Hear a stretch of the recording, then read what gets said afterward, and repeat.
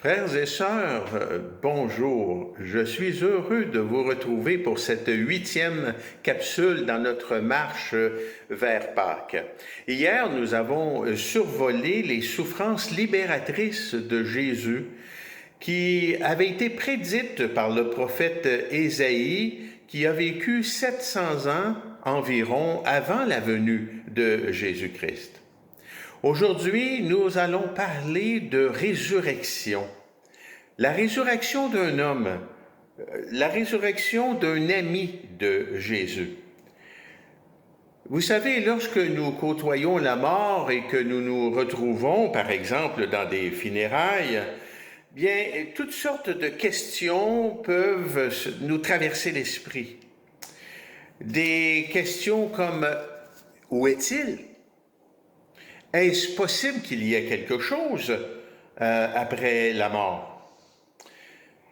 S'il y a quelque chose, où est-ce? Toutes ces questions et bien d'autres tourbillonnent bien souvent dans notre tête. Dans notre texte d'aujourd'hui, dans Jean chapitre 11, Lazare est mort. Une de ses sœurs vient à la rencontre de Jésus. Elle souffre de la mort de son frère et il est probable que des questions se bousculent dans sa tête.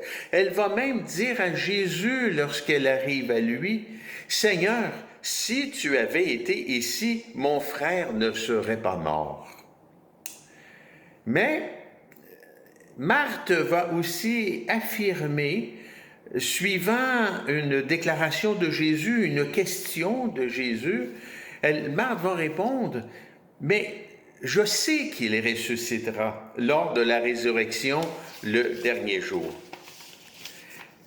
C'est alors que Jésus prononce des paroles lourdes de sens. Mais combien ces paroles sont encourageantes pour Marthe, mais aussi encourageantes pour nous, alors que Jésus déclare « C'est moi qui suis la résurrection et la vie ». Dans quelques minutes, Jésus donnera la preuve que cette déclaration est bel et bien vraie. En ressuscitant Lazare, mort depuis 4 jours. C'est moi qui suis la résurrection et la vie. Jésus donnera une autre preuve que cette déclaration est bel et bien vraie, qu'elle est véridique. Dans quelques jours seulement, il ressuscitera lui-même le 3e jour après sa mort par crucifixion et son ensevelissement. Vous savez, c'est ce qui fait l'authenticité du christianisme évangélique.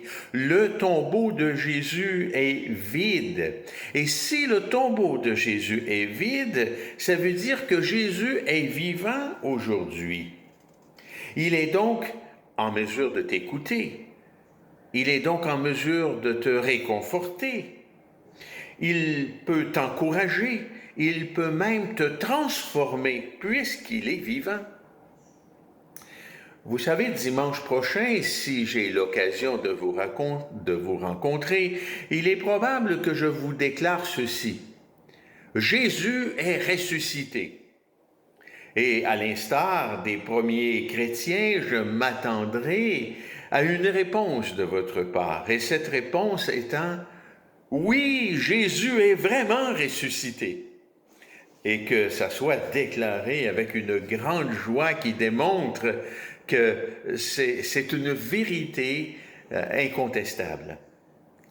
Alors aujourd'hui, rappelons-nous que Jésus est la résurrection, qu'il est vivant et qu'il est disponible pour nous.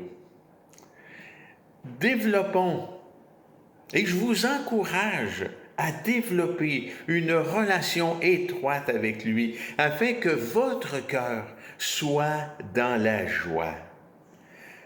Je vous donne rendez-vous demain pour une 9e capsule, alors que Jésus ouvrira les yeux de 2 disciples dont le cœur est rempli de tristesse. Frères et sœurs, et vous qui m'écoutez, sachez que Jésus est ressuscité.